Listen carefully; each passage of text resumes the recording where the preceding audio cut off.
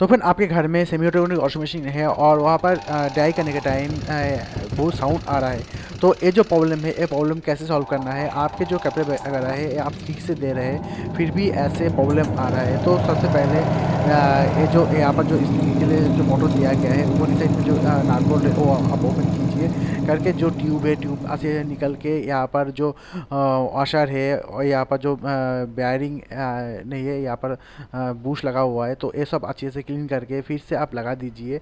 तो जो भी ख़राब है वो आप यहाँ पर चेंज करके लगा सकते हैं। और ये जो बफर है ये भी आपको इजीली लोकल मार्केट पे आपको मिल जाएगा, तो ये आप ले सकते हैं। तो ये ठीक है, तो कोई भी दिक्कत नहीं है, मगर आपके जो और कुछ ख़राब है तो वो आप चेंज करके लगा दीजिए। तो फुल वीडियो का लिंक नीचे डिस्क्रिप्शन में दिया हुआ है, वहाँ पर जाकर वो देख सकते हैं।